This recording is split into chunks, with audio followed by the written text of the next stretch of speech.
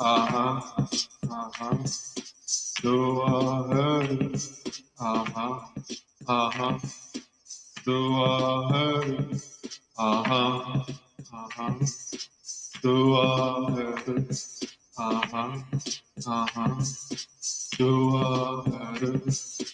do I do I do I do the heck do I do I do I do the heck do I do I do I do the heck.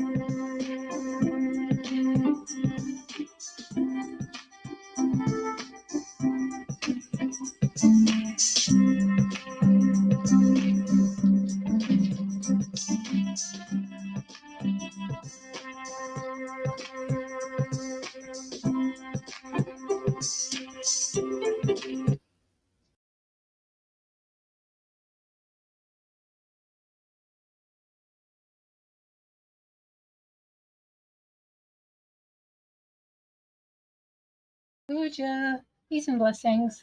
Just one more little fix here. 1 second. Can I get what you're sitting on? On my back.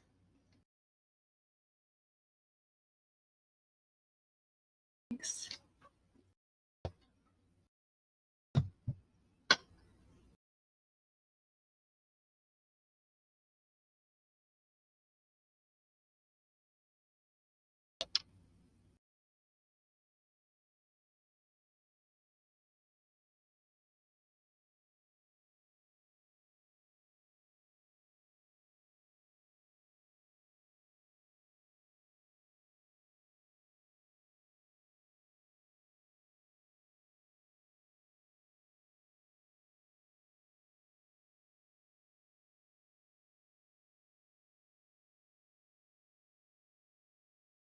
Just Seba, you're muted.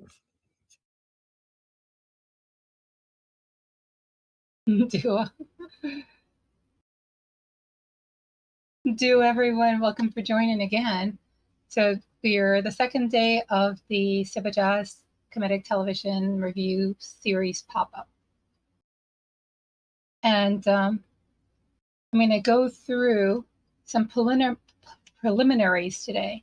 So I hope to start to get to the submissions by the end of the day, but if we don't, then it'll start next week. But what I want to do today is set the stage to let you kind of know Seba Jazz impetus for reaching out to the community and asking them, to consider this very important topic for spiritual mystic aspirants, frustration on the spiritual path. And for us then to get together in this Canoe Net for Spiritual Association and interactive, reflective discussion way. And as we move along, we're going to engage the 42 precepts in their submissions, Kemetic proverbs. The Assyrian resurrection myth is going to be a foundation where that gave rise to this impetus for this series. So bear with me today and enjoy it today also, I hope.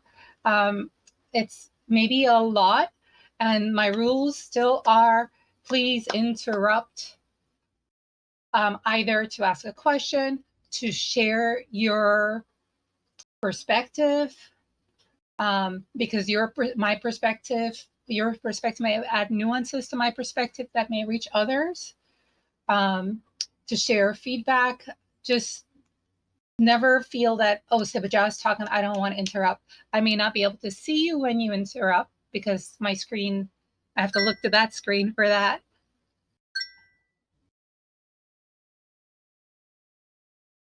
And all right, just checking my phone too because I forgot to turn it down.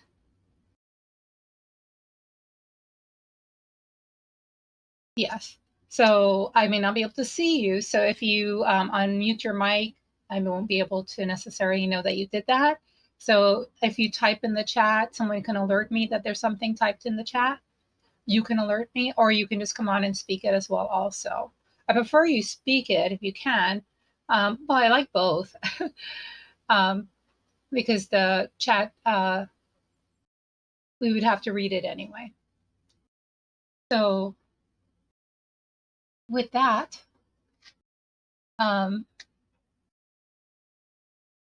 anything else I need to say? So let's go on. So we had the Dua Heru music from Seba to lead us in. We joined.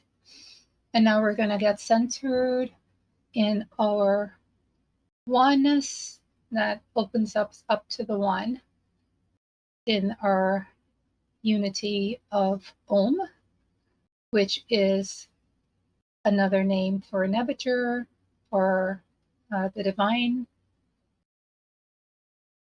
or what we sometimes refer to as God. But I'm trying to, in this presentation, I may not use the term God so much because I'm focused on Nebuchadnezzar or Ra as the names for this great hidden divinity that is our true essence.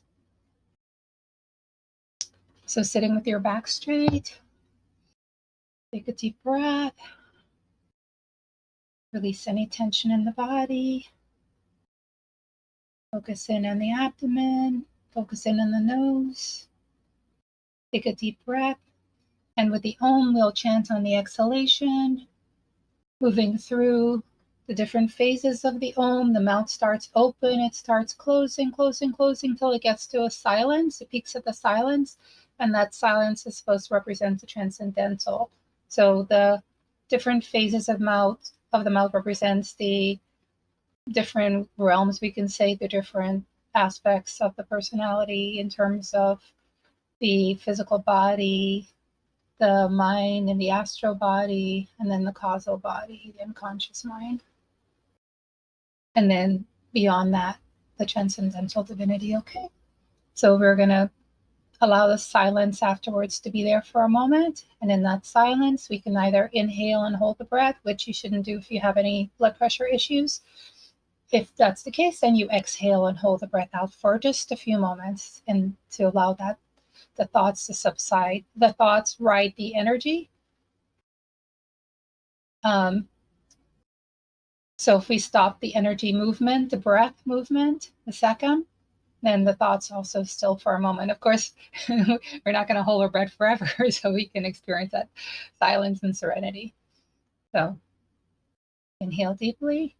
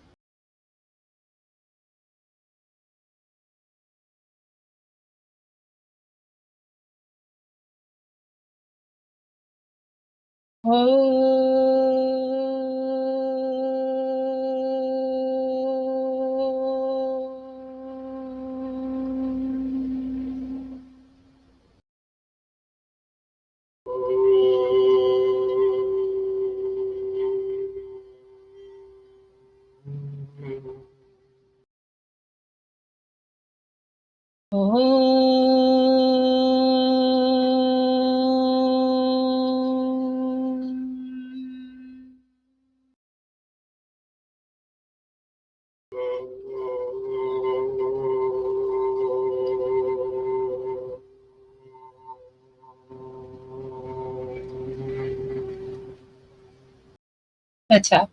And on the screen, you see the Kemetic version of Om that Seba discovered or found from the Leiden Papyrus, circa 400 BCE to 0 ACE. And we do now have Kemetic Om t-shirts in the online store. Sometimes you see Seba wearing her Kemetic Om t-shirts when she wants to be more casual.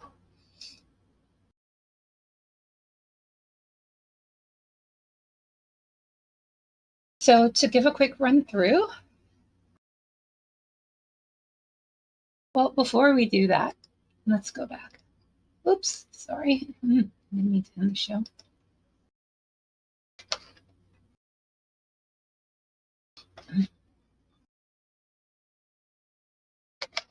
Still getting used to my system here.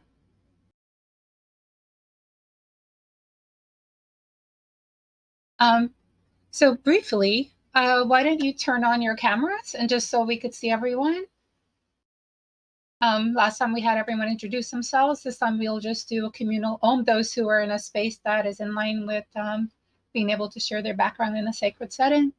If you would like to, it's optional, but if you can, just so I can see some faces.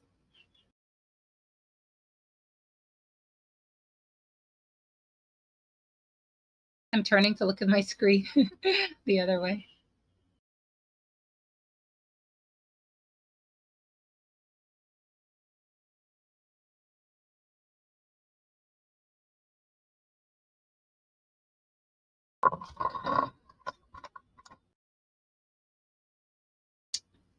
To everyone. So Shems Howard and Shems Bell, who are featured on there along with the Sarmat, Shems Howard and Shems Bell, they're part of the devotional team that inspired this program today in one of their readings. And so we're going to play a little portion from there with the rest of the devotional team. So if you're not aware, we have like the devotional before this in the mornings from 8:30. The information is usually by email or a signal group. If you're new or you need information, you can send an email to, well, just send an email to sebaja@aol.com, SEBA, so my name Sebaja, and then UN, SEBADJAUN, and then NEFERT at AOL.com.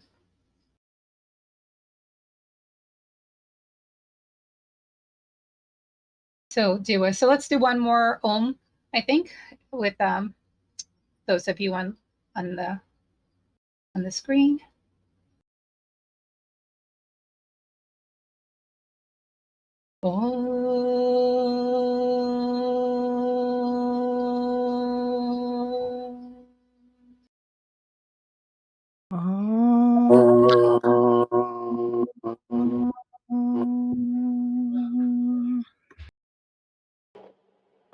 Do a head tap.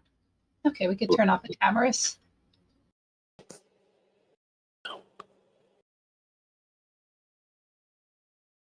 So we are partaking in this program with frustration, and we've had several aspirants who submitted writings.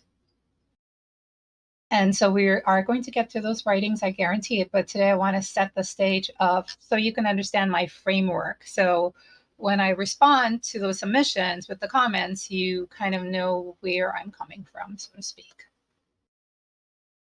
And we're going to get to the MOT, the Kemet Television, KMTTV.com MOT Unitarian Conference videos from 2016 on also as we move forward.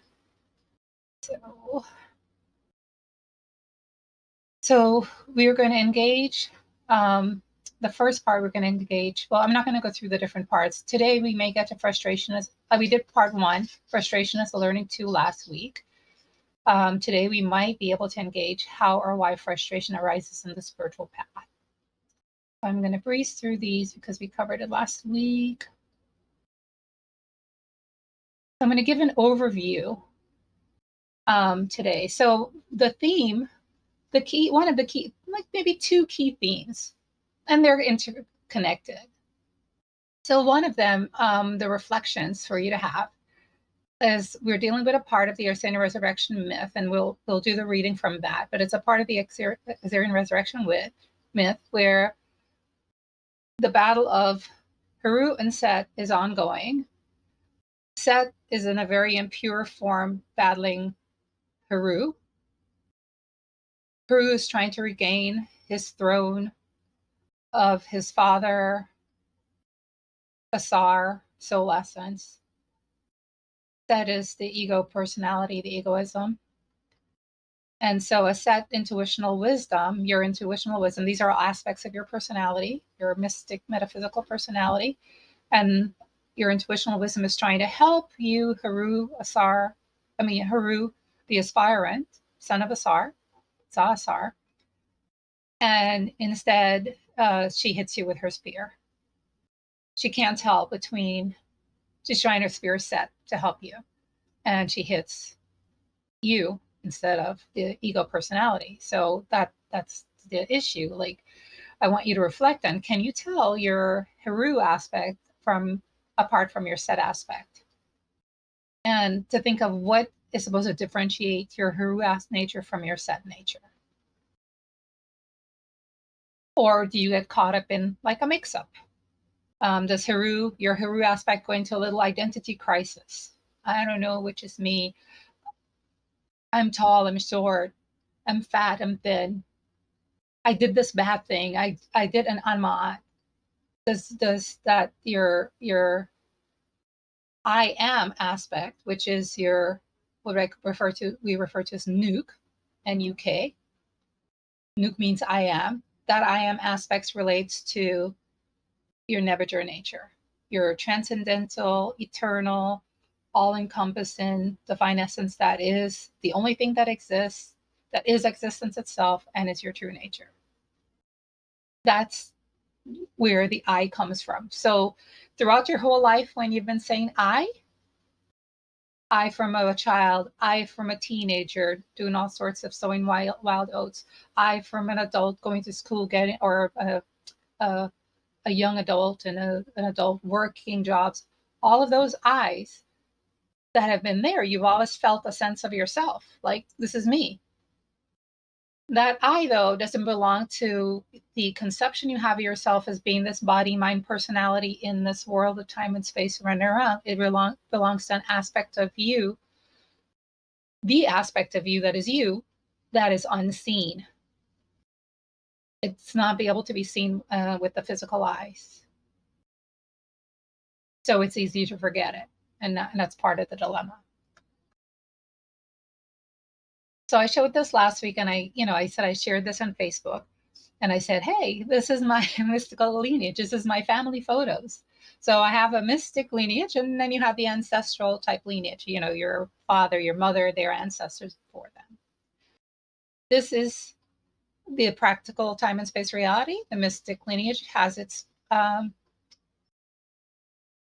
even its spiritual aspects, because this is all a spiritual process, the coming into incarnation. Uja Sebaja, if you're Neat. sharing something, we're not seeing it. Oh, I've been sharing all along. You all have not seen anything? The Om we saw. Oh, well, how Okay. is that?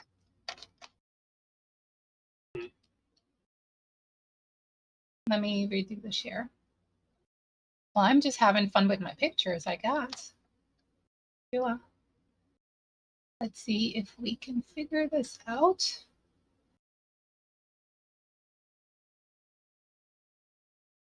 Okie dokie. Sorry about that.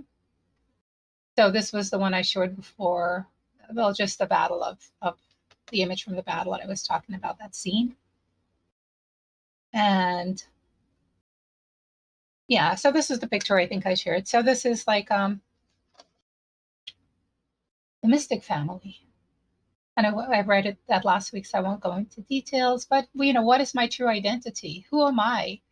Like when you say I, who or what is the I referring to? Does it stop at this mind, body, and the associations in time and space creation and objects in time and space creation? Or does it go all the way to the true essence that you are? And that's what I mean by when I say nuking correctly. I was joking with Bas Paquet last night. We think of nuke like a nuclear bomb. So it's like, yeah, this nuking correctly blows up the egoism, blows it away. And what you're left with is your true essence, Nebuchadnezzar nature. So that's the importance of nuking correctly.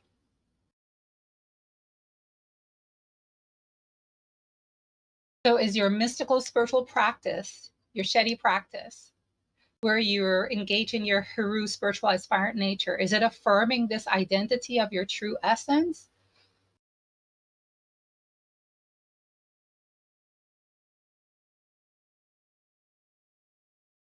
So this is the other theme that is interlinked, Heru lineage paradigm, because I'm going to be talking a lot about what is your lineage. And really, when I'm talking about your lineage, I'm really referring to Nuke Nebuchadnezzar. I am Nebuchadnezzar. But it has an expression in this time and space reality that we call creation, that it doesn't filter here, and we don't experience absolute Nebuchadnezzar through the mind and senses.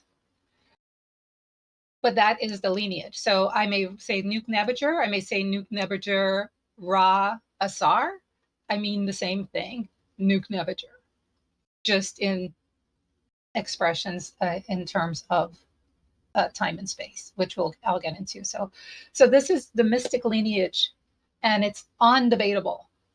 Undebatable. It's not in question of who I am.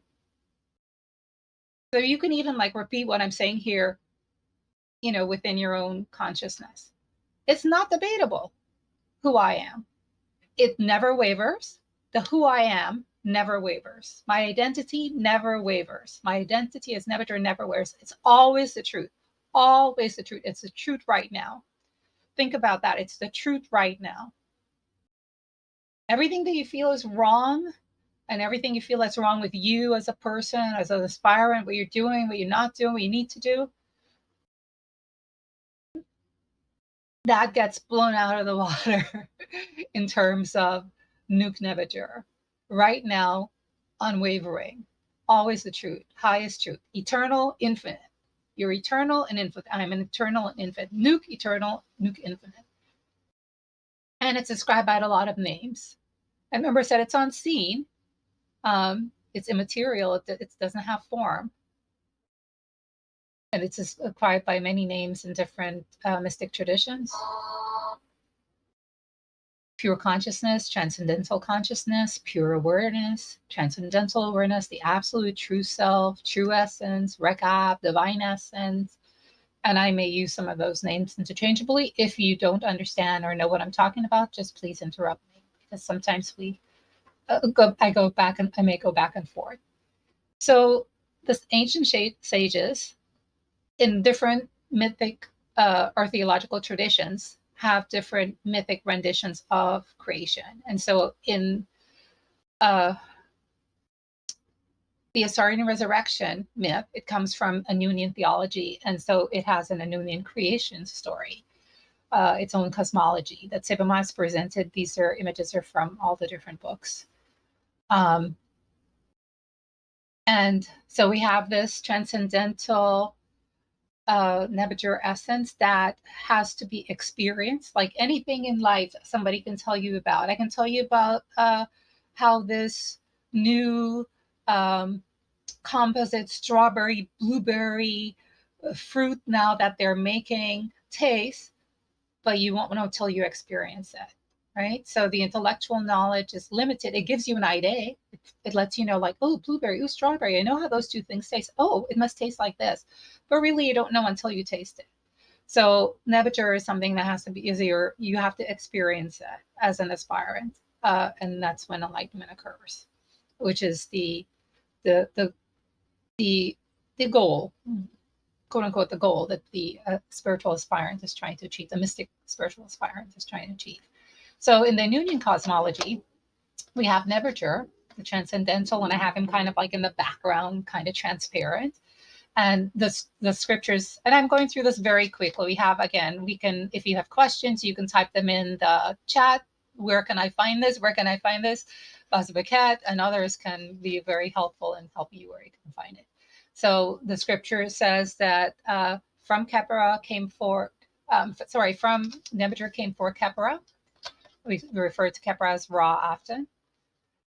And then Ra engenders creation, engenders all the gods and goddesses, and then also creation comes into being. And I want you to think of this like I love the It's really probably an analogy. I'm just speaking in terms of Seba Ma's analogy and metaphor, but I mean, I like mystic metaphors. So think in terms of the ocean, right? The ocean is there and it has waves that come up. We see the ocean, we see the waves. We call the waves separate from the ocean. But when we look at the ocean in reality, if it's calm, there are no waves, we just say, hey, that's the ocean. Now, when the waves come up, we may call them waves, but, and you can type in the chat, do we really think that that those waves are not just water? Like if you were there looking at the wave with a child and the child said, oh, look at a wave. What is the wave made of? What are you going to tell that child? You're going to tell it it's made of, I don't know, air and sky. You're going to say, oh, it's just water. Oh, but it's up above and I can see the form and you call it a name. It has a name and form. Isn't it different than the ocean? Is the ocean made up of something different then? No, it's just water. It's just the water that has assumed this name and form that our senses of our organs of perception, our mind or senses are able to kind of experience that. So that's sort of the same kind of framework I want you to kind of use going forward, like from Nebuchadnezzar. Like Nebuchadnezzar is all encompassing, and then out of Nebuchadnezzar in this mysterious, mystical, illusory way comes forward the Neteru and creation. And they have forms and they have names all, but they're the essence is Nebuchadnezzar in this. And so we call that mystical illusion because to remind in senses, we're not able to see the just water aspect of Nebuchadnezzar. We see the names and forms, and then we fall into the forgetfulness of our Nebuchadnezzar nature. This is all Nebuchadnezzar, and we think like, oh, this is Karen, and this is Ma'at, and this is a book, and this is and we lose sight of their essence, even as we see their individuality. So, and so sages don't have that. Enlightened sages don't have that issue anymore.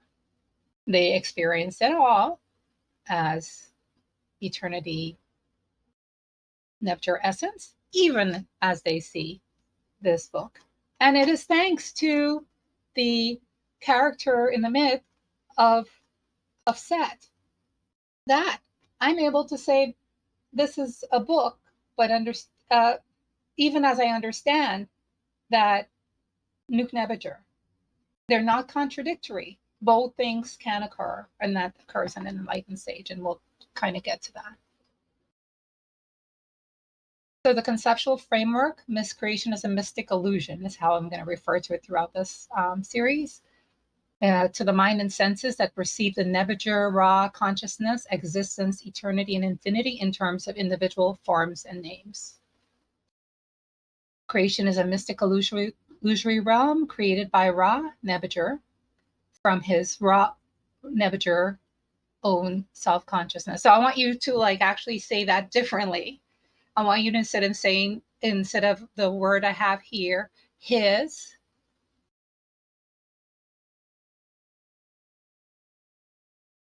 creation is a mystic illusory realm created by me, Ra Nebuchadnezzar, from my Ra Nebuchadnezzar own consciousness self. And this is the framework that we're affirming and going forward in terms of the mystical aspiration of Heru. This is a video. This is a PowerPoint that I made to kind of illustrate that years ago. So some of you may remember it. This is the coming in of creation from Nebuchadnezzar, the mystic illusion of creation being formed. And it's not a problem. It's in and of itself is divinity essence, just masked by mind, senses, perception in itself. It is Nebuchadnezzar, just masked by that mind, sense, perceptive process of human mind and the mind of some animals too.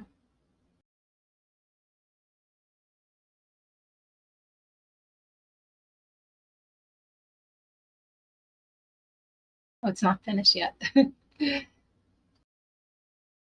And this is where we are. This is an image from one of our old conferences. And so this leads to us, the spiritual aspirants and the mystic path.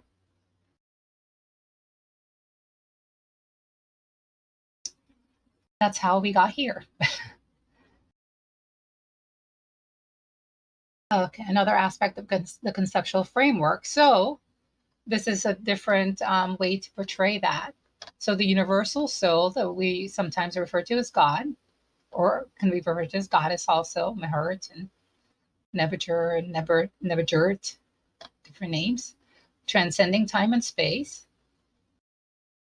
So this Nebuchadnezzar aspect that I have in the background, again, to give the idea of Nebuchadnezzar being the foundation or the underlying essence, not even the foundation, but the underlying essence of Ra.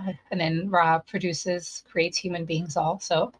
And so this universal soul, as if create, quote unquote, create these human bodies. So human subtle anatomy.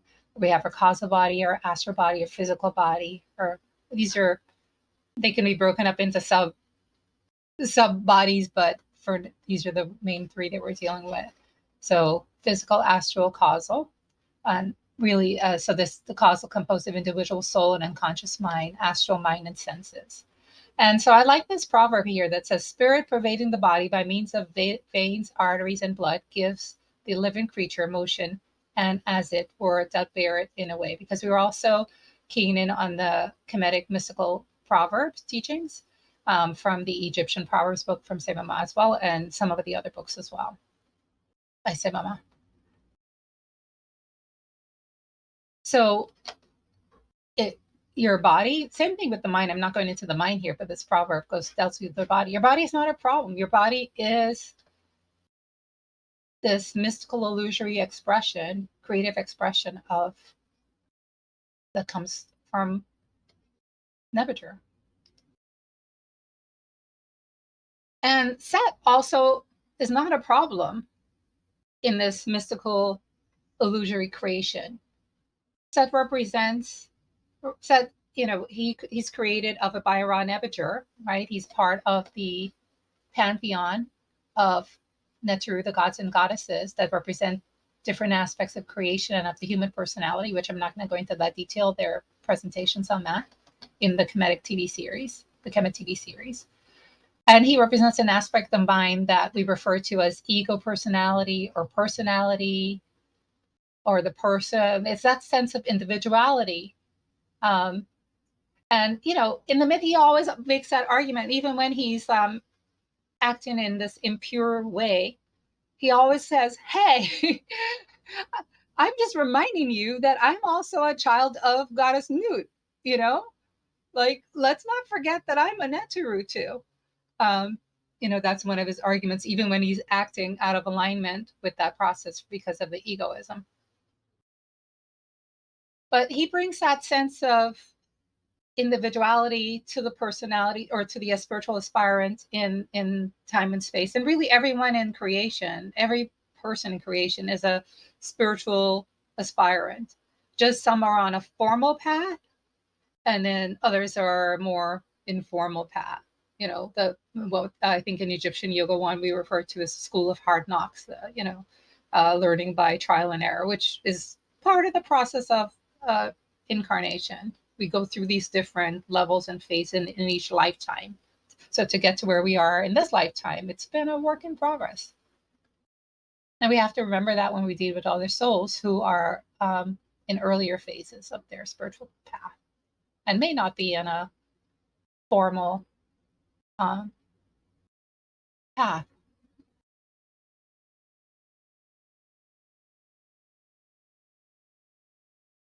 So Nebuchadnezzar, Ra Asar, or Ra Nebuchadnezzar Asar, and I said I will probably use them interchangeably.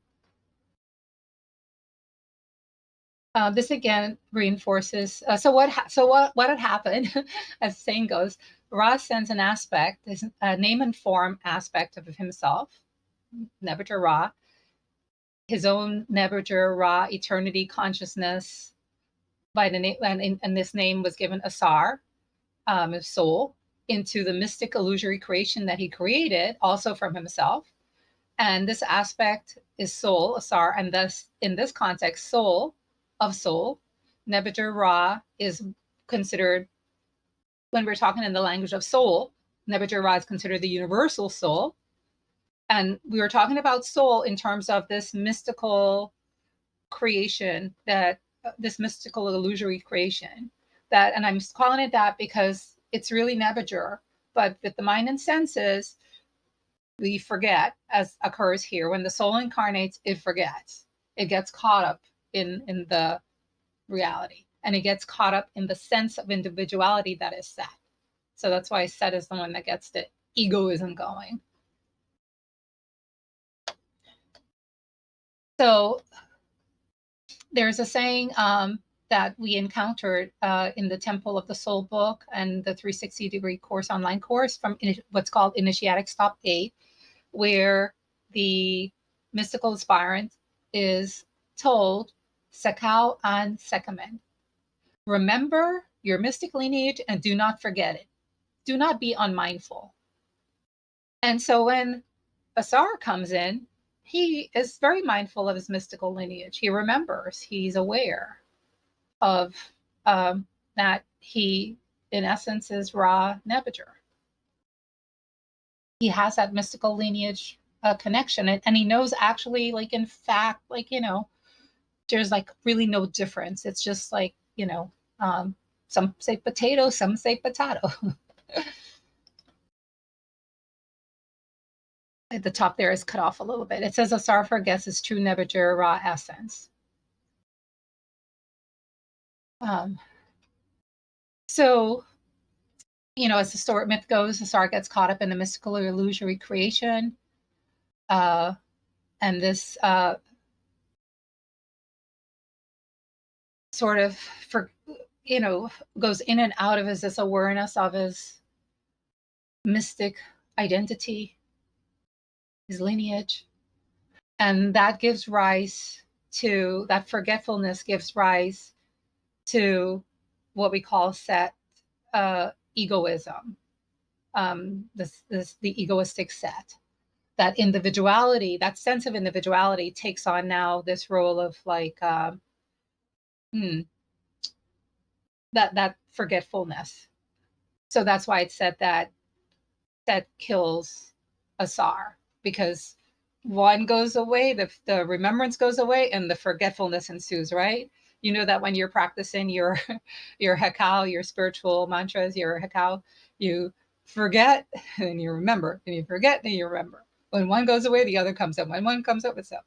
So it's like an oppositional type of process, like so the opposite process of the mystical path. So it, instead of Sekau an Sekamen, it becomes Sekamen, forget, an not, Sekau, remember. Forget and don't remember. And that's the mystical illusory forgetfulness that occurs in the mystical illusory creation. And so this occurs to the incarnated soul, that there's this forgetfulness that occurs, forgets the mystical lineage, the true identity.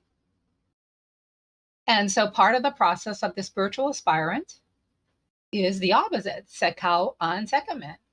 Remember your mystic lineage and don't forget it. Don't be unmindful of it. So that's what you have to do to kind of get back this Nuk Nebuchadnezzar awareness.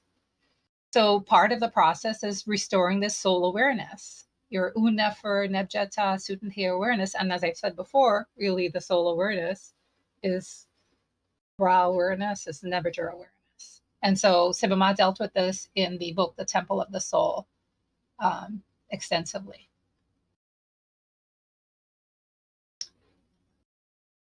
So it's a retracing of the steps, so to speak, to get to this Nuk Nebuchadnezzar. So this is why you saw this last time, this mystical lineage of all aspirants, image that I shared last time, sort of retracing the steps. Haru, the spiritual aspirant, coming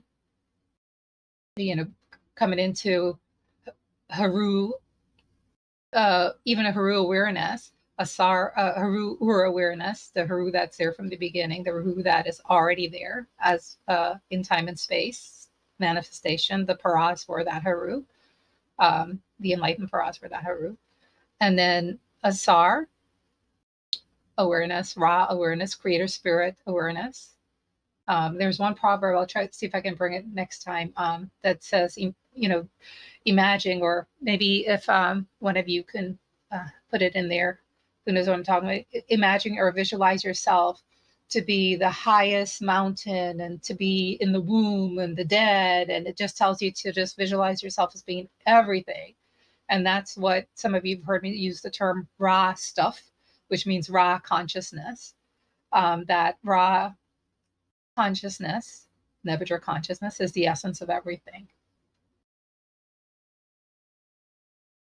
So that sense of oneness with everything can be seen as like that Ra consciousness. Even as I see the ocean and I see the waves, I know it's just water. And that leads to the mind's activity not being caught up any longer in being deluded by the forms and names, thinking that there's something other than consciousness. And when that subsides, then it gives rise to your perennial, essential nature, eternal, immortal, infinite, eternal. That's Nebuchadnezzar. So that's the journey. And the devotional team also went through part of this today, because I think, like, if I recall, and you all can correct me, devotional team, we are at the highlight of the Assyrian resurrection. Well, it's all a highlight, but where Haru has made this journey and he's become Urwajit. So that if you've heard Urwajit, the great Wajid, it's in terms of the Wajid goddess. Heru Behudet is another name it is, when the spiritual aspirant gets to this Nuke Nebuchadnezzar aspect. Everybody's doing okay? Any questions so far? A little check-in? You can just say following, doing okay. Or if you have a question, probably again, come on and share with me. Puja, Bastaku put the quote in the chat. Can you read it? Ni. Dua Bastaku. Quote, to know God, strive to grow in stature beyond all measure. Conceive that there is nothing beyond thy capability. Know thyself deathless and able to know all things, all arts, sciences, the way of every life. Become higher than the highest height and lower than the lowest depth. Amass in thyself all senses of animals, fire, water, dryness, and moistness. Think of thyself in all places at the same time, earth, sea, sky, not yet born, in the womb, young, old, dead, and in the after death state. Mic drop. What is that? So what does that mean for us if we contemplate that, right? And so this is where the Rak Shetty comes in handy, to take that and go into, you've listened to it, then you go into reflections in it, journal about it, like, experience what it says. And then you can go into a meditation in it, where you actually sit there and you meditate. You allow your mind to really reflect on that and get to a point of like a one-pointed meditativeness of that experience, what it's like. So that is the wisdom path: listening, reflection, and meditation.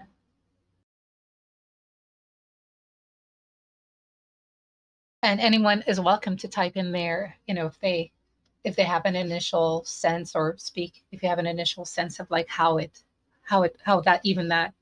makes you feel when you reflect on that, when you think about it. You're welcome to type in the chat, and then I'll find out if you typed into the chat, and then we can read it as we move forward. So I saw this first part on Facebook today, on a post on Facebook today. So I copied it. It's in line with my the theme today. Those of you did the serpent power with me, you remember I don't know if you might remember had a whole little thing, ancestry.com, mysticism.com, your lineage, and the discerning between those two lineages.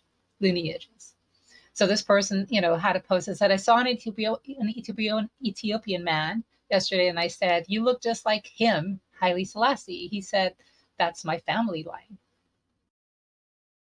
And our ancestral lineage, it has a practical time and space purpose. This is within the framework within which we are actually conducting our spiritual, mystical, Shedi practices.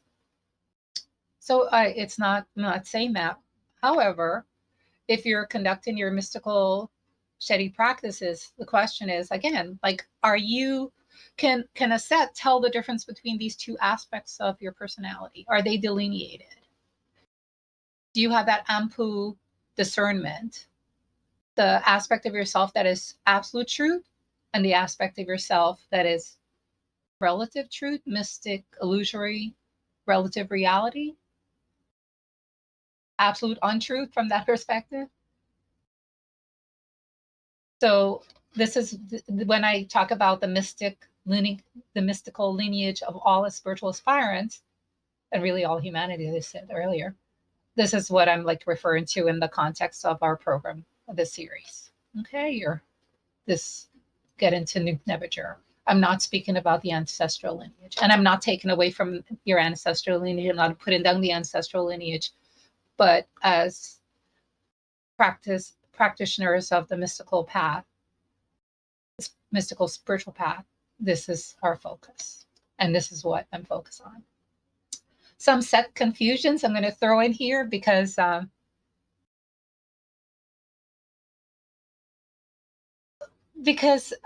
sometimes I know when I speak and when others speak, we a lot focus on the impure set aspect because that's the whole kind of context of the Assyrian resurrection, right? Most of it is like, like pretty much all of it is about Set doing, egoistic things. So sometimes we'll just like not think of Set in terms of the ideal Netru personality, sense of individuality. You know, uh, we'll think so. Sometimes when we speak about Set, we'll just talk about Set, and we're relating that impure, like that impure Set that we know about, but now with this stolen identity from Asar, he's stolen the throne, he's stolen this Nuke Nebuchadnezzar, or he's trying to steal that identity. He thinks he's stolen the identity because he can't really steal it. Like, can I come and steal you from you?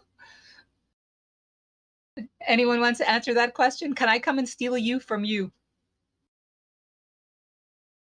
Type in the chat or speak. In this mystical illusory creative process I'm talking about. Yes, I can steal you from you, or no, I can't steal you from you.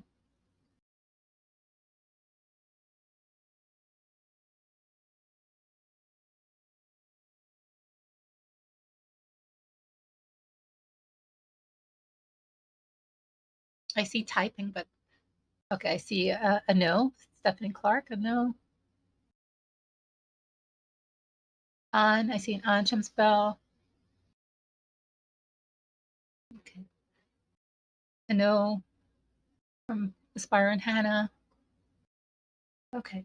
If anyone else shares, I'll catch it in a little bit, but correct. Like, so how can Set really steal our Nuke Nebuchadnezzar essential nature that we essentially are? It can't happen. But in this mystical illusion with the forgetfulness, like mix-up occurs, and Set is trying to do this because he's running around going like, I look at me, look at, oh, I worked yesterday, oh, I have a headache, and all of this I just really just like kind of stopping short from Nuke Nebuchadnezzar I awareness. So Set thinks he's stolen the identity and of Asar, the soul awareness essence. And so we refer to that as egoism, egoistic Set, egoistic personality. The sense of I is no longer relating to Nebuchadnezzar essence, but to the mystical illusory creation. So that's what I refer to as nuking incorrectly. The nuke goes with the Nebuchadnezzar lineage. Egoistic Set can mean when it relates to like the personality expressed in dull mind, anger, hatred, greed, agitated mind, like happy, sad, just like alternating, states of mind, or the lucid mind, calm, serene, peaceful. So, because as long as it's mind, it's still personality, it's still mystic illusoriness. Ego personality, sometimes I use it or we use it, where ego is sometimes used to denote that sense of individuality of the personality, and more specifically, like an ego center. And as such, it can refer to what we call the purified ego, which is when he's in the Setna Nebi Ra form, or the impure ego, which is occurring in this battle scene that we're talking about. Personality or ego personality sometimes is used to refer to the Harifi stage that we talked about last week, when Heru, I think I'll show it later on, I didn't put it on today.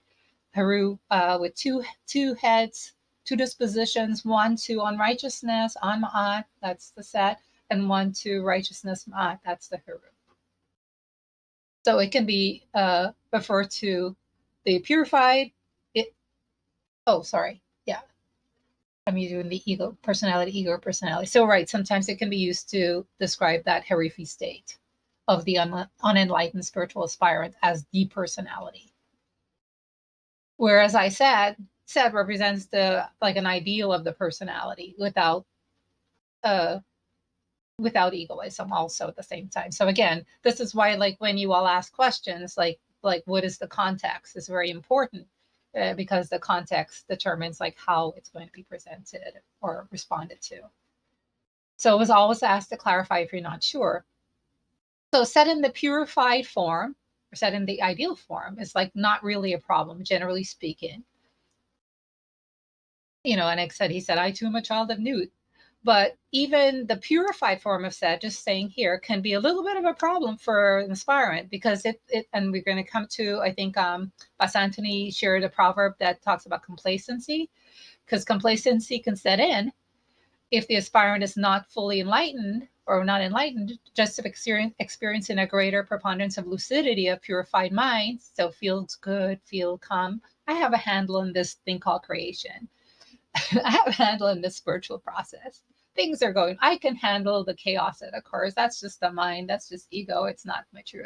Like you can wield it and you feel like pretty comfortable, but you're not there yet. And so if you're not there yet, it means like there's some little nidus still of identity misunderstanding there that has to be cleared up also. And so then some shakeup occurs, some situation occurs for this further cleansing to come to push to the full Nahas. Set confusions continued. So ideal cosmic principle Set. Yeah, that's what we see in an enlightened sage. The ideal cosmic principle of Set. The personality, the mind-body personality operating in time and space. And the sage has this sense of eternity, infinity, transcendence, and Nebuchadnezzar. However, this is like a little nuance that we've talked about sometimes. You can still get to enlightenment, Nebuchadnezzar awareness, with a still somewhat impure, egoistic Set personality. So when we talk about egoistic purification, you'll hear sometimes we'll talk about enough. Bastante is a Spanish word. Enough, just enough. For example, my glasses here. They were very dirty. That's why I was a few minutes late coming on, because all of a sudden I like, oh my goodness, I have to read. And they were so dirty that I would not be able to do. I'm going like, how was I even working? Well, I had my other glasses on this morning. It's like, how how was I even going to do anything here? And I thought it was my eyes. I'm going like, whoa, not good. And then I realized they were dirty. So they were so obstructive that they would not permit me to be able to be effective and act effectively to sit here and read. So I had to clean them. Now, I clean them really well today. I clean them completely. They're pretty purified. But if I was short for time and didn't have to read fine print, and I was just say, had to go out in the yard, or I had an appointment, I have to drive somewhere, and I cleaned them the first time and they didn't come out so clean, still a little smudgy, I would go like, is that enough? Like, is that really enough that I really have to clean it fully to be able to do what I need to do to be effective? And if I don't, then, I would just go to where I have to go. But if I have to clean them to be effective, then I need purification. So to the degree that your ego personality your egoism is obstructive, and it's usually very obstructive in the dull and the agitated states. To the degree it's obstructive, but as I said, in the lucid state just now, it can also be obstructive in a different way. So to the degree that it's obstructive and preventing you from remembering, having that awareness, having that sakau and sekaman of your true essence, it's a problem.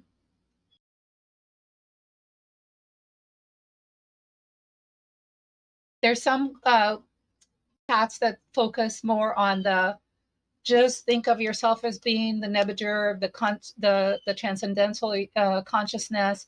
Don't worry about the purification path. Don't worry about the egoistic nature. That's not you. It's not real. That's not who you are. Just keep focusing on nuke nebular. And that can work. Perhaps. I don't know if it can. The stages of Kemet didn't go that route. Because what happens is that again, it's like me trying to read if my glasses are dirty, and then how effective am I going to be able to read? Like, it's not going to go well. I'm going to constantly be making mistakes instead of however I'm going to be pour over is nan tech or what is that? And it's not going to work. So it's a problem. And that's what happens. And then there's some spiritual teachers also who have come through different paths, the integral paths, doing in their own systems, doing what we would consider the integral Shetty disciplines. And then they said, oh, those paths didn't help me. It's only when I started to focus on Nuke Nebuchadnezzar and my mystical lineage that I attained spiritual enlightenment, mystical spiritual enlightenment. And actually, that's true. The teachings are like soap that are purifying you, and you need to wash it off, and then you're you, right? If you wouldn't walk around with soap in your body, it'd be like a contaminant. It's not, again, not you. So you don't want to walk around with the teachings forever, but you want to use it to discover your true essence. And it should, and what I take a little umbrage is because even though they're trying to make this point that ultimately it's about remembering your true essence, that you already are, that you are now, that you never were, even though that's the point. I see a lot of aspirants in those systems dealing with dull and agitated minds, and they just keep like going in a circle. But when I try to do this, this comes in, the emotions come in, the mind comes in, the ego comes in, and just ignore it. It's like, I can't ignore it. And so our path, as by the sages, encompasses both acknowledgement, because the other people who get to the direct path as their empath, they have used those other paths to purify themselves. They were just disappointed they didn't get enlightenment by using the purification process. So there's a purification process, and then there's an enlightenment process. And you should not mix up the two also. That's part of your discernment.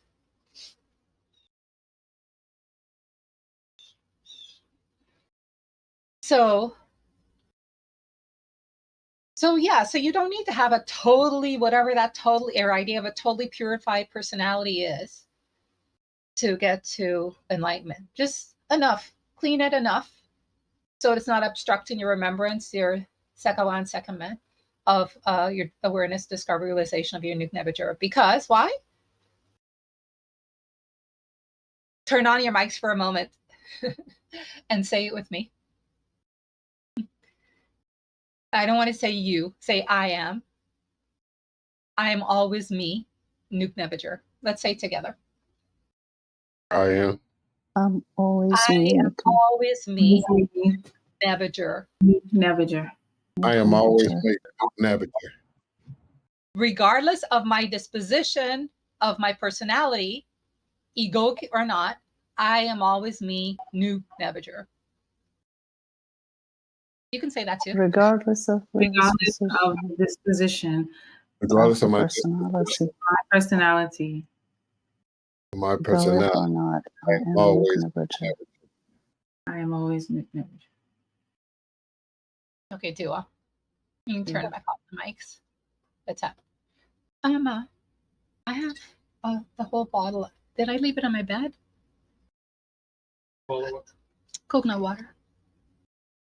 I had it in my bed. I was going to bring it out here, somewhere between the bed and here. Oh, sorry, it's here. Can you reach it for me?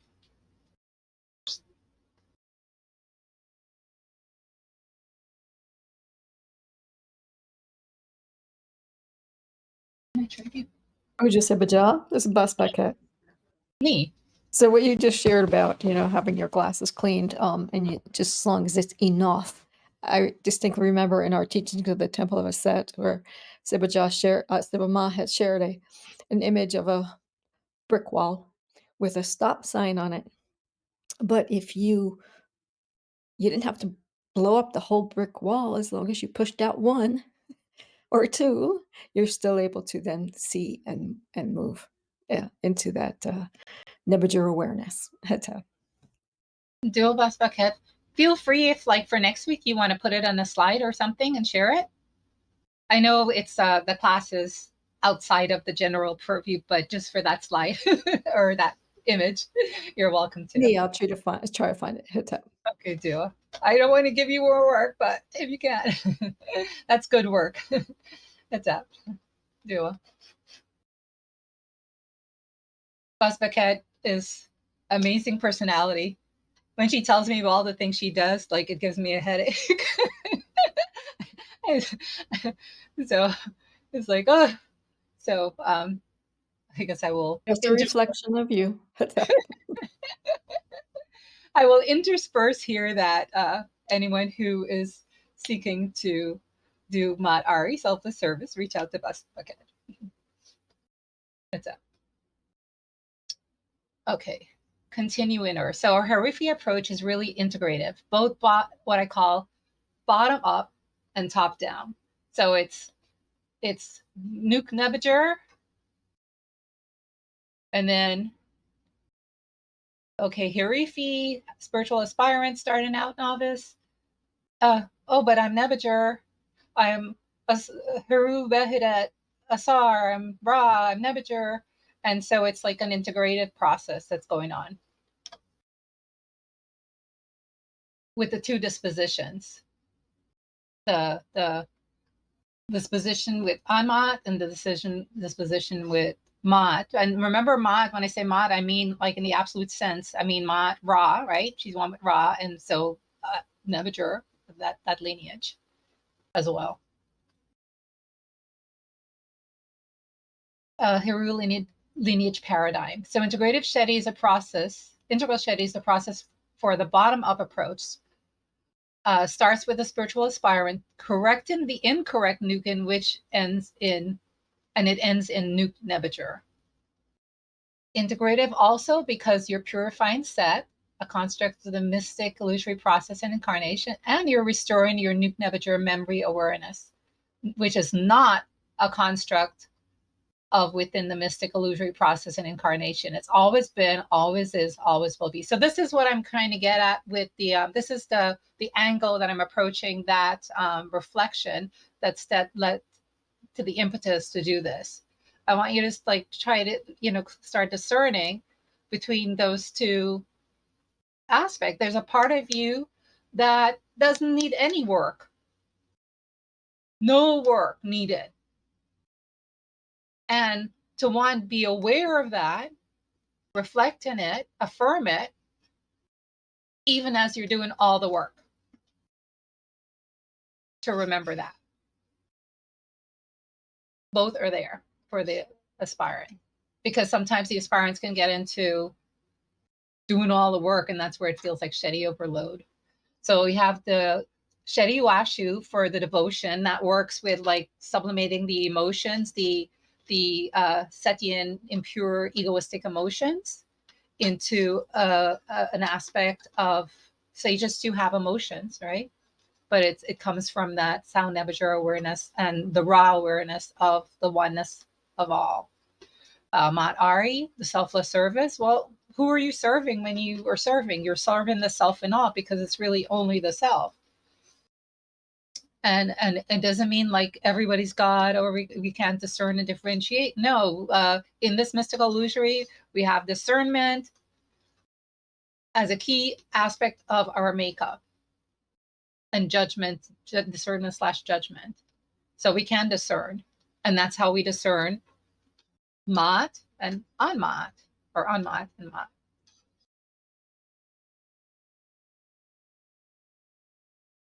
So the integral Shetty overhaul of the Hirifi mixed up is an overhaul of the Hirifi mixed up process. Where Nuki Nebajur, that's the in this framework that I'm giving here, my angle that I'm taking on this process is that's the Hiru aspect. And 2, purifying the egoistic disposition, that's the Set aspect.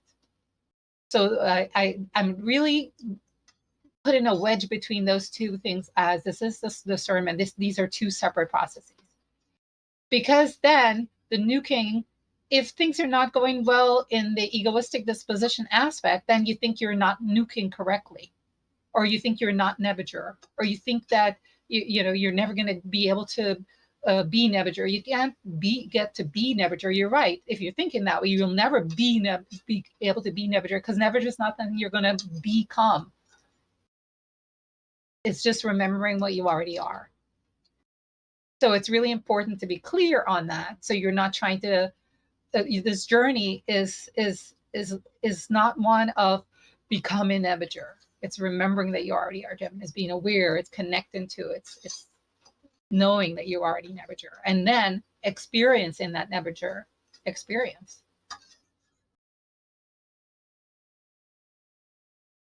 And so in our path, and a lot of paths too, but the integral path, both of these are addressed by practicing integral Shetty. You don't have to go figure, well, what do I do to do this one? And what do I do to do the other one? Like, oh my goodness, no.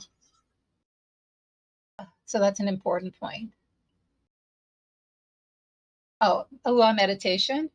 The definite truth yoga exercise is an aspect of the meditation in that it prepares the body and mind to be able to sit in formal meditation, and then direct the wisdom. I talked about that a little bit. And I put in the middle here, it's supposed to be like the serpent power. It's supposed to be the chakra as the serpent power system as a part of that wisdom, meditation, devotion aspect too. Because in our system, it relates to the goddesses and that. And then the aspect of Mount Airy can be thrown in there and doing the practice as well too.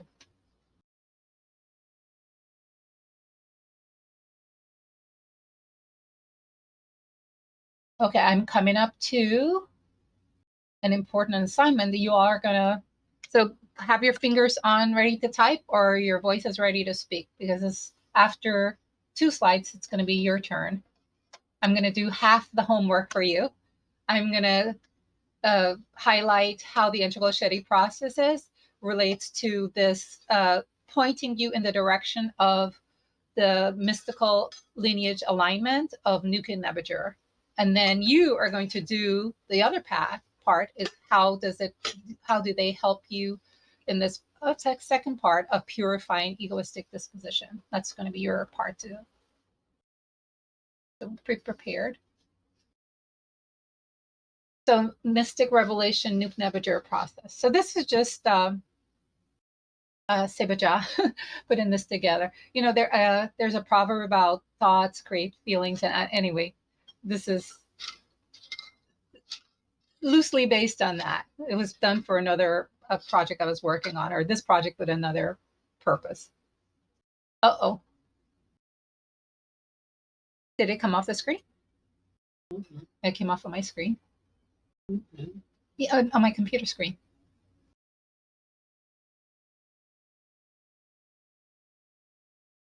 I think the computer may need to be restarted. Oh, free up space to continue. Oh, so that's why it started to do frozen things. You want me to do it? Huh? You want No, me to do it came back on. It's okay. It's just moving very slow. Yeah, but it's going to be a problem going forward. Maybe. Yeah, so Shetty Seema Rect, you are getting your thoughts aligned with the mystic lineage process. Seema Shetty Iwashi, you're getting your feelings aligned with the mystical lineage process. Seema Shetty Ma Ua, you're getting your actions aligned with the mystic lineage process. Seema Shetty Shemsu Uja, that's that burning aspiration. That's going to create a good habit of your overall practice. That's going to be integral and aligned with your mystic lineage process. Your character is going to be aligned with your mystic lineage process in the integral practice again.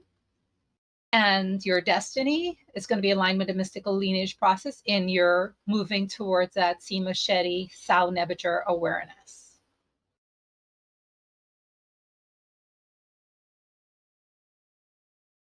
Okay, let's see if we move.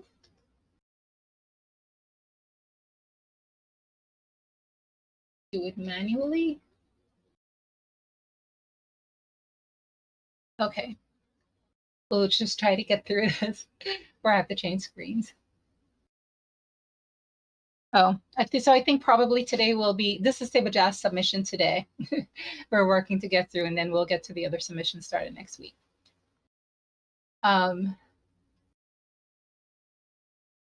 Okay, that's the one we just did.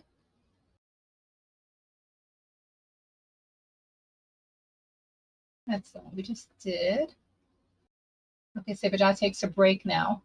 As you all type in the chat or speak, how does each Shetty purify, just some ways in which each Shetty purifies egoism from the personality.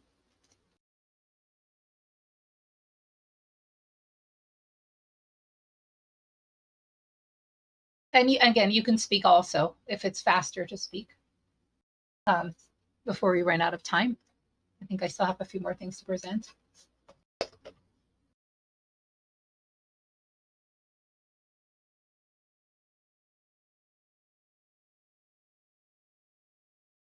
I don't see any typing.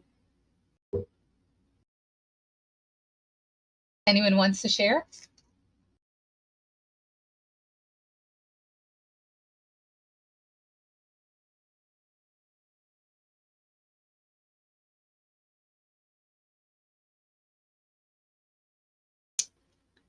Did I really see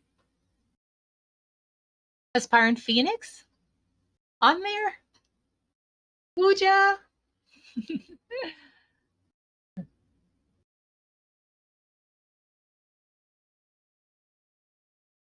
Again, it's a little challenging for me to see that far, and I don't want to mess with my computer. So maybe I will come back to it. So, Uja, devotion purifies emotions. Ni, so the egoistic emotions.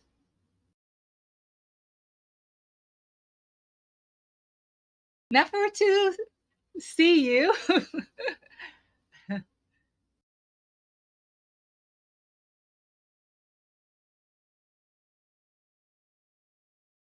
If you're still in any of the groups, you're welcome to share a picture of your daughter.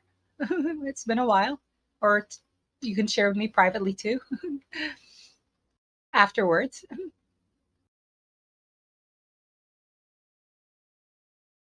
Aspirant Phoenix. So I will keep moving on while you all type, and then we'll come back to it. I do want to try to get through this today. So this idea of because you are always you, regardless of the disposition of the personality, egoic or not, that important point. This relates to our key theme that we're going to start embracing, how a set could not tell Haru and set apart. A set could not tell Haru and set apart. And the discerning intellect, discerning mind, and intellect, Puja Huti, discerning the real from the unreal, the truth from the untruth. What is the real in you? What is the truth in you? Which is the real you?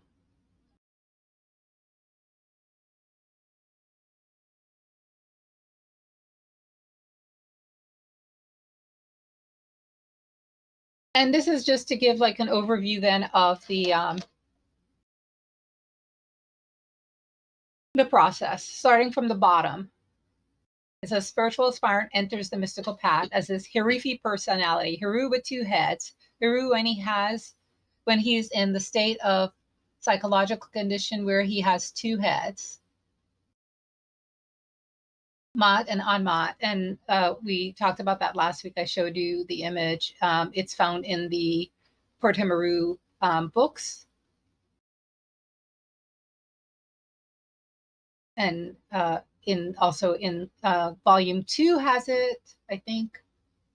Volume 4, 2 and 4 maybe, perhaps.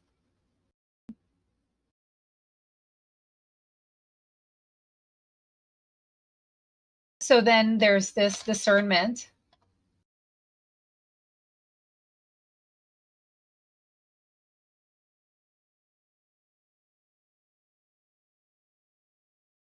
And the image may not match exactly. It could be the next image is that Set did spear her Set has set the harpoon. She harpoons Set. So we'll say the side is Set, and we'll say this image is for that. So you have the unreal egoic personality and the real Nuke Nevager.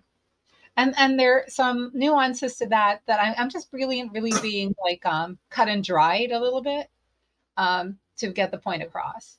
Some other nuances that may come out. If everyone can turn off their mics, it would be appreciated.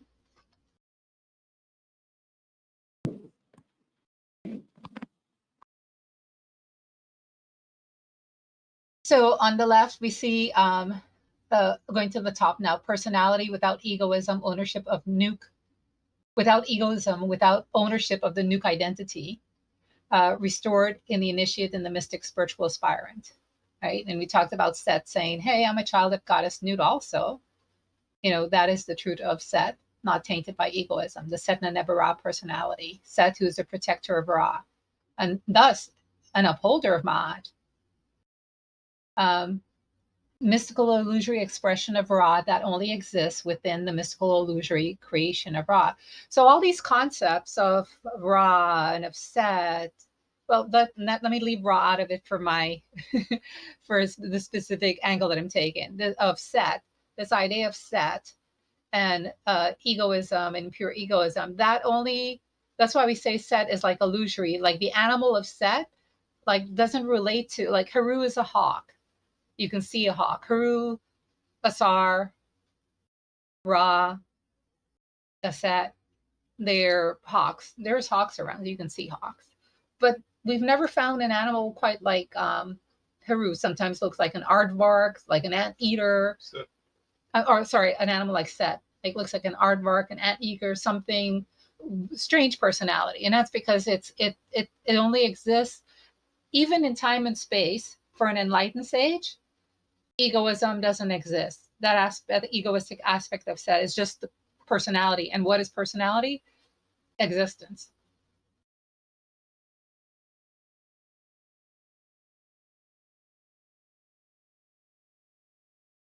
On the right, the real Nuke Nevager, Heru Behodet is your unseen to the physical eyes backing, that is victorious over Set.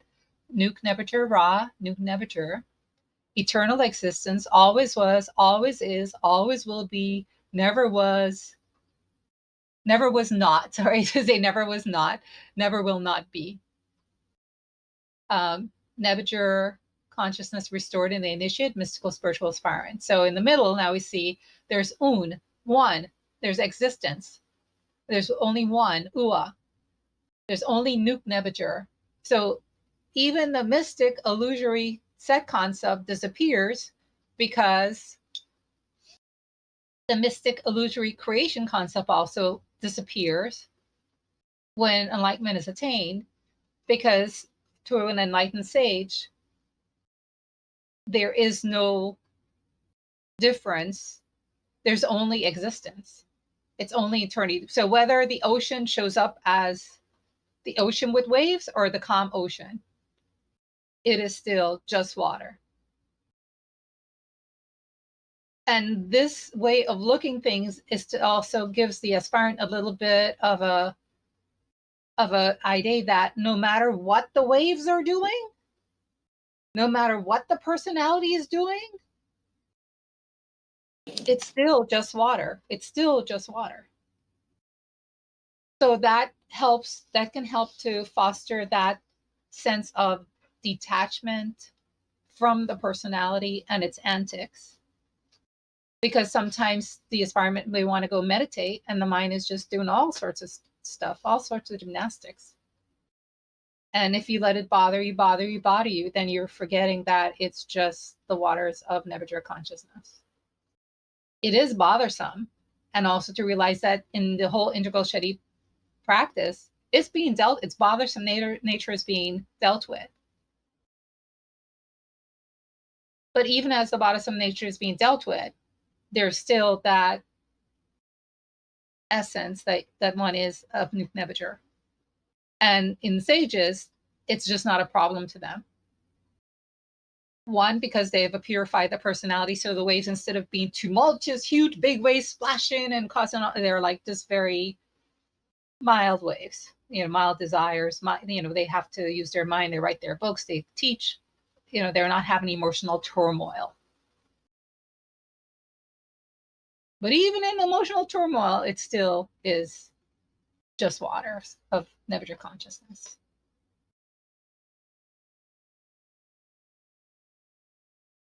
And so you've heard the term hem, like in our tradition, we have like hem and hemu.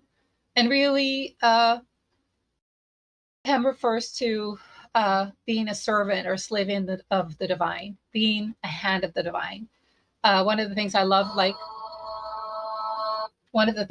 that came up was the expression, like Heteru is the divine expression, the dynamic expression of Ra in time and space. And so that is the same thing of the Para, that is the dynamic expression of Nebuchadnezzar through Ra, through Basar, through Haru in time and space. And that's what aspirants are striving to be. As a matter of fact, all humans are that in a way, because we learn something, we want to help someone, we see someone doing something, they are not doing it right, we go to try to help them.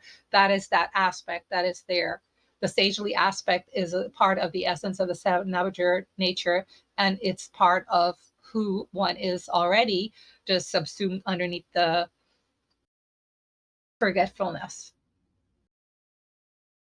So this hem, being a servant, a slave of the divine, hand of the divine, that's what we refer to. So all sages are really doing mat ari, selfless service. Truly selfless service, because it's emanating from the mystic lineage, the self. And that's what aspirants, when you're doing mat ari, that's the flow of the mind you want to have. You want to have your mind connected to your mystical lineage, so that who is doing the service, it's flowing Nebuchadnezzar through you as Haru, the aspirant. You want to have that awareness. You want to have that remembrance. So enlightened sage, expressions of the divine in time and space, divine expression of the divine, in what appears as a mystical illusory creation to aspirants, but the enlightened sages know it only to be the one and only existence, eternity, consciousness, Nebuchadnezzar. And then proverb, this maybe you're concluding, I think a couple more, and I know we are getting close to time. Egyptian Proverbs book, gods are immortal men, and men are mortal gods. So both are the essence of Nebuchadnezzar, Nuke Nebuchadnezzar, that essence.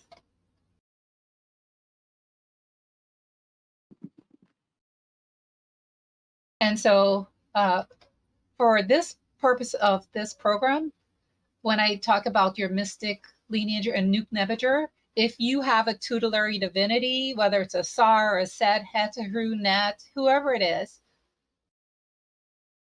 you should be considering, well, not just for the as a mystical aspirant, whoever your divinity is, you should consider them as the face or as a stand-in for Nebuger, transcendental consciousness awareness experience of attain and Nahas. That's what it means to have like a tutelary divinity. You're not dealing with how the tutelary divinity is portrayed in a myth and what they're talking about, what they do and what they didn't do. They are just that expression. If someone can turn off the, I can't, I don't even want to dare move my thing, but if you can turn off your mics, if it's possible, or if someone else might be able to mute, do.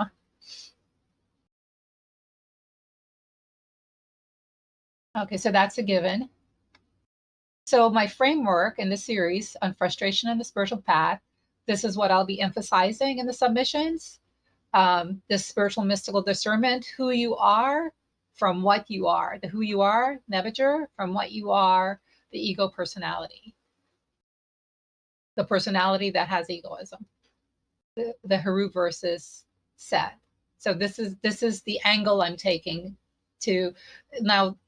When you go to the myths, no myth, no parable, no, it's going to be going to give you that experience of what is really trying to be portrayed in the mystical path. Everything leaves a little, if I use the ocean and the waves, there's going to be another question you can say, but this is, no, it just shows like one aspect. So this angle I'm taking this is what I'm highlighting for a specific purpose. When you engage your Shetty, is your intuitional wisdom capacity aiding you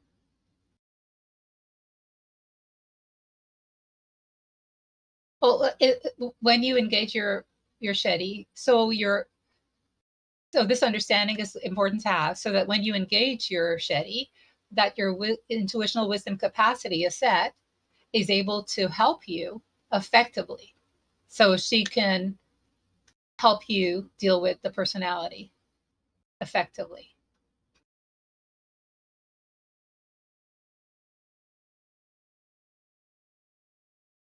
And I think we'll leave that for next week. Listening to the teachings. Yes, because and so I will start next week with this. This is the actual reading from the scripture done by the devotional team that time. So I'll play that. And then my prompt, I can do the prompt today. Portion. Maybe I can do my prompt today.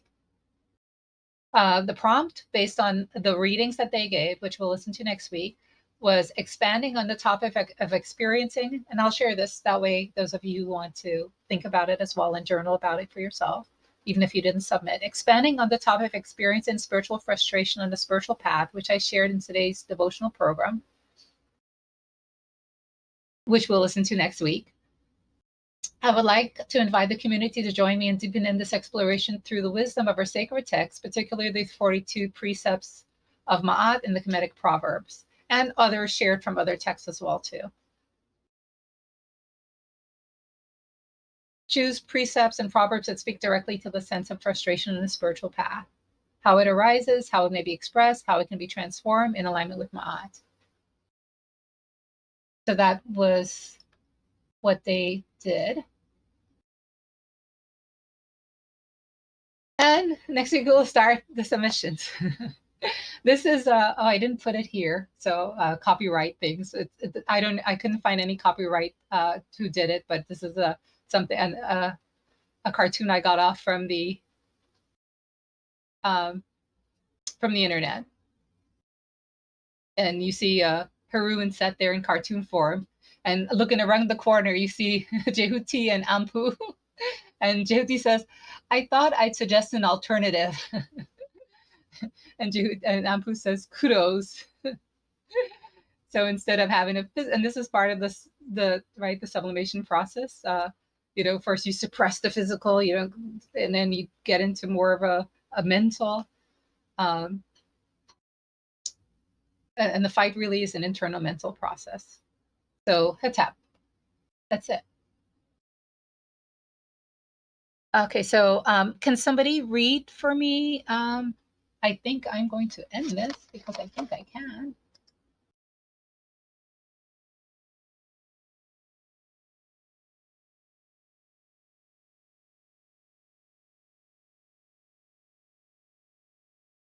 Except my screen is not changing.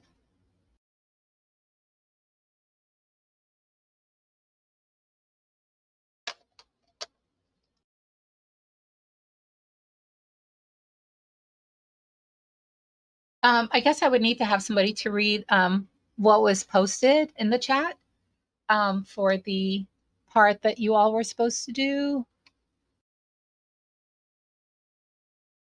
Uja, Sebaja. Uja, Uja. This is Shim's Raquette. I can read it. Dua. Okay. So from Aspirant Phoenix, Uashu, devotion purifies emotion. Uja, never to be here.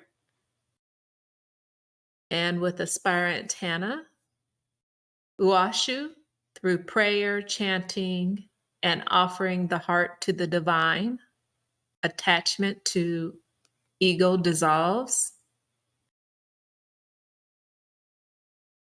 Then from Shim's Raquette, Uja Sebaja, how does Shetty purify the ego?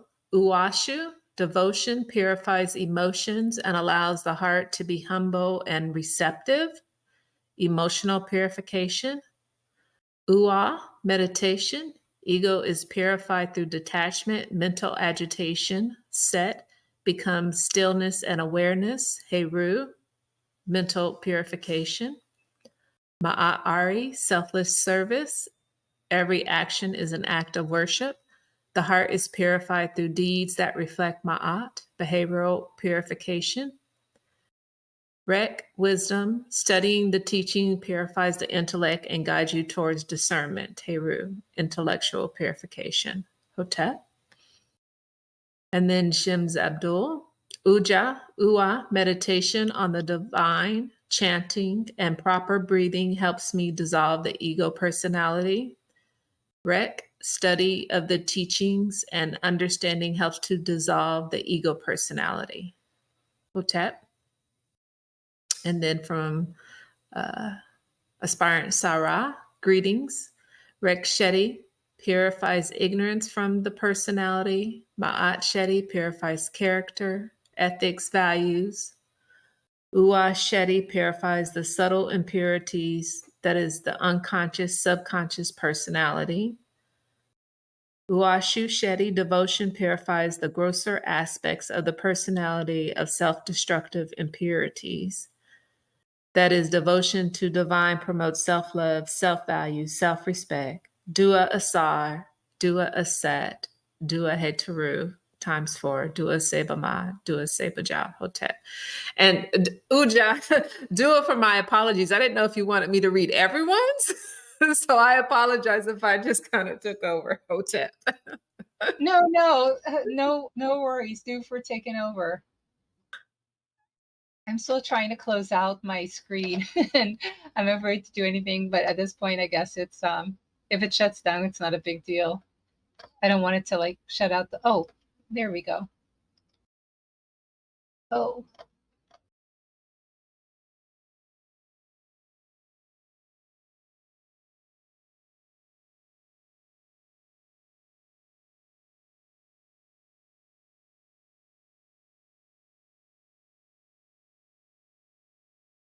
Okie dokie. I think cut off. So now I could see the chat. Dua. Any other comments? Uj, apologies if I missed. Where do we submit when written submissions? As far as Phoenix, it's tough.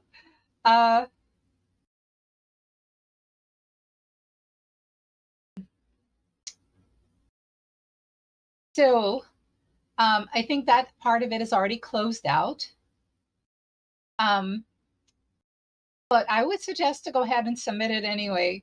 And I will add it on to the end process. And if it, or yeah, I'll add it on to the end process. And or if you keep joining, when we cover those parts, the way I have it divided up, when we get to those different part one, part two, how fresh and start, you can actually share your own process in there in the chat, and or come on and share, and we'll read it that way as well too. Only because I'm pretty sure that Seba may not have time to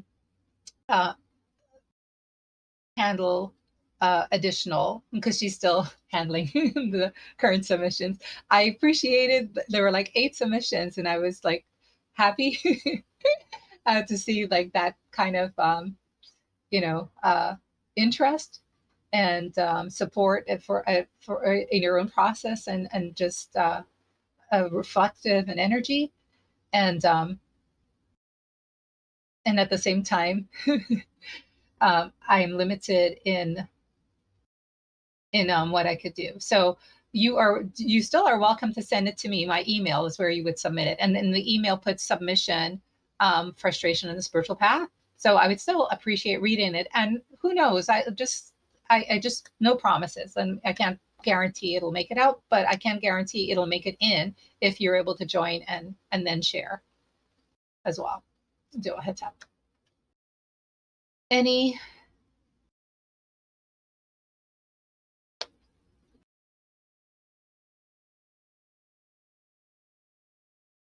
questions?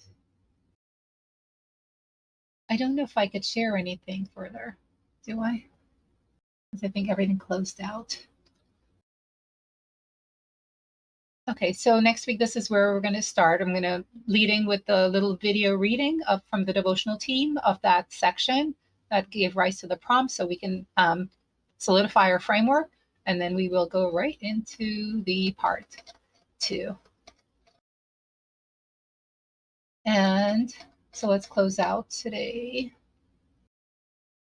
Now you can turn on your cameras again if you would like to.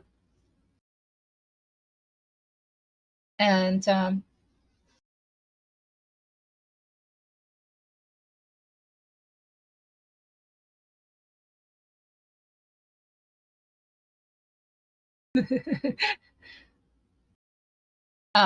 and we will conclude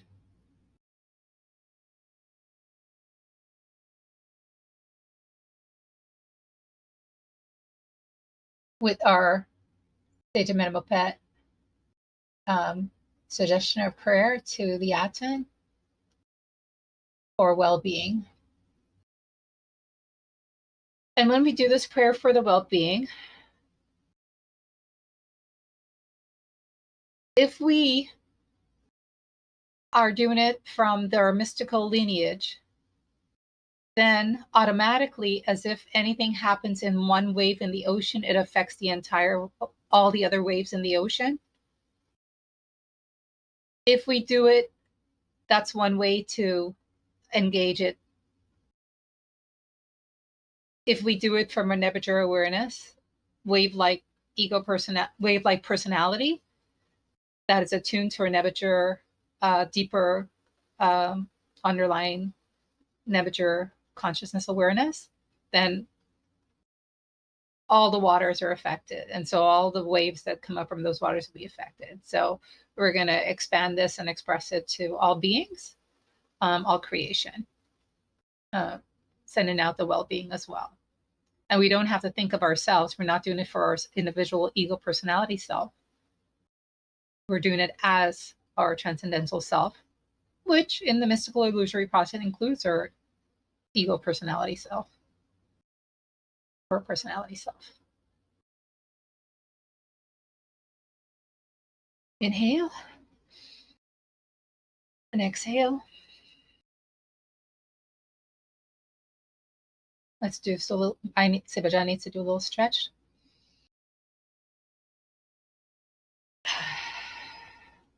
Let's do an Aset embrace stretch. Inhale, brings the arms out to the sides. Exhale, bring the arms in and then fold the physical body. And an embrace. Aset embracing the soul essence, Asar. Reconnecting with the soul essence, Asar. Asar, Ra, Nebuchadnezzar. Breathe deeply. Exhale, release. And again, inhale and exhale. The opposite arm up and down, and just breathe deeply.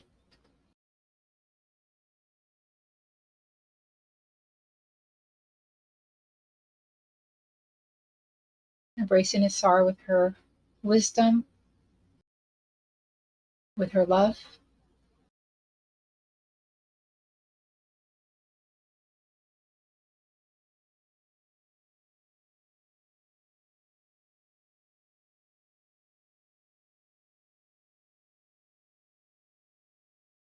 And release and exhale. Ahet Atenu. Ahet Atenu. Erdinet. Erdinet. Ujatsena. Jatsana. Ahet Atenu. Ahet Atenu. Erdinet. Erdinet. Ujatsena. Jatsana. Ahet Atenu. Ahet Atenu. Erdinet. Erdinet. Ujatsena. Jatsana. This is a prayer, a supplication to the Aten. You can repeat.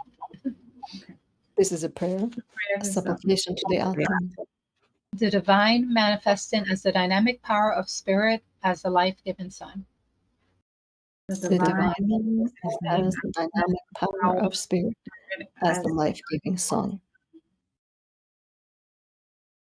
O divine self, grant me, your humble servant and devoted adorer, O divine Divine self, self, grant me your humble servant and devoted adorer, the spiritual strength, well-being, and health to provide for my earthly needs and for a successful spiritual mystical life.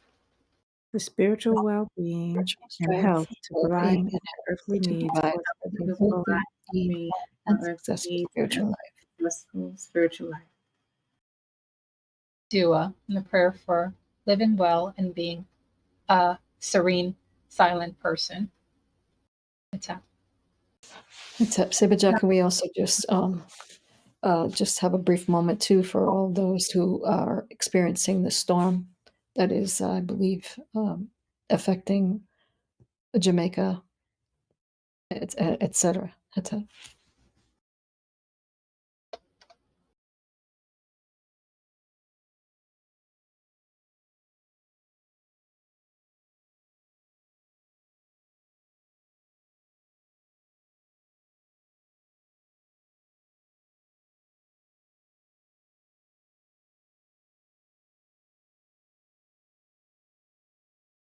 Pastor, do you want to do a chant or just to be silent either? Joe, I think your chant with the well-being is also appropriate. But we could just take a deep breath in.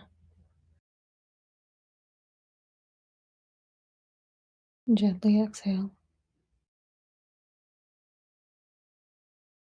And ask for the protection from the storms. That's it.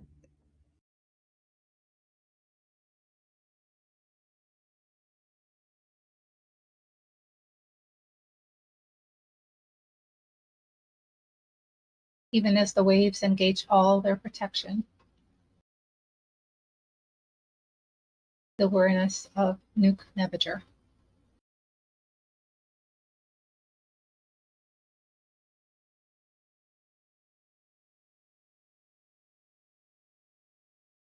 Attack.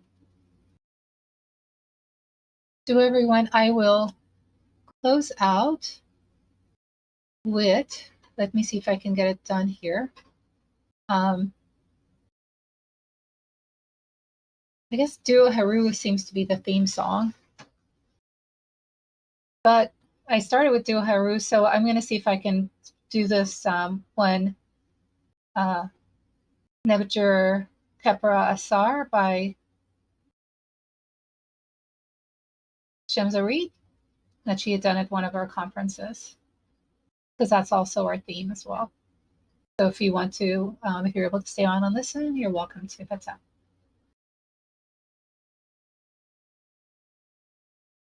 Let me see. Be done.